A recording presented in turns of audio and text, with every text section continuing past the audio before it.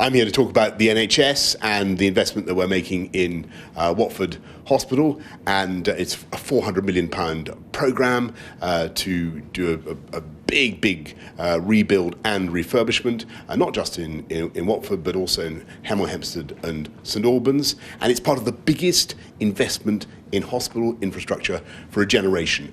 We're also talking about what we're doing to support mental health care with a new campaign called Every Mind Matters.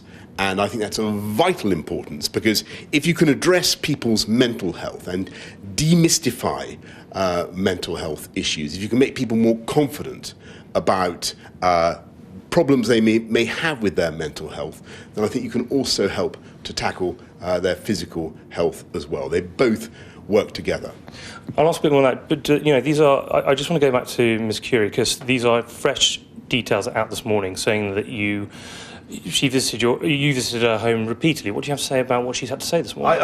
I've really said everything I want to say about that, and I'm very happy to talk about what more we're doing to support not just Watford, but every new hospital build programme that we've got going. We've got 6 new builds immediately, 40 new hospitals over the next 10 years, the biggest investment in hospital infrastructure for a generation. And when I go around the wards here in Watford General Hospital, it's very striking that the staff are amazing. They're fantastic. They're working unbelievably hard. But there's no doubt that the facilities do need improving.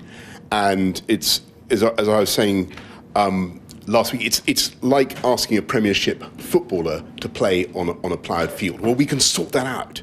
And by investing now in better facilities, we can have not only world-class care, but world-class hospitals as well. I'm going to ask you about Brexit, if I may. European nations won't meet to discuss your proposal, haven't thus far. Is it not time to sort of concede more, or maybe accept that your proposal is, to date, dead in the water? Well, I think actually our proposal is very fair, very reasonable. What it does is it respects the Good Friday Agreement, the peace process in Northern Ireland. It makes sure there's no border, but there's no hard border, there's no checks at all at the border between Northern Ireland and Ireland. It also goes further in allowing Northern Ireland and Ireland to remain in alignment, both for agri-foods, for cattle and so on, and for food, but also for industrial goods as well. Now that's a big step forward, big advance, big compromise by the UK government. And what we're saying to our friends is this is a very generous, fair and reasonable offer we've made. What we'd like to hear from you now is what your thoughts are. And if you have if you have issues or with any of the proposals that we've come up with, then let's get into the detail and discuss them. But they're not, and the Finnish Prime Minister has said, you're only just starting to realise the mess you're in, and just throwing suggestions out to try and get people on side.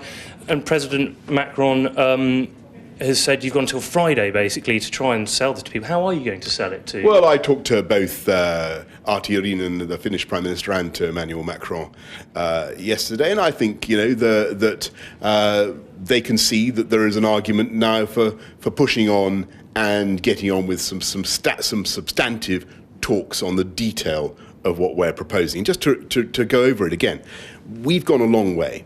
We're talking about keeping Northern Ireland in alignment with Ireland by consent, whether over agri-foods or over industrial products and standards. That's a big concession by the UK. The issue is, what is the EU's objections to that? What's their suggestions? Where are they coming from? We haven't really heard the detail from them about what they think the problems are. It's time for us to get together and really thrash this thing out.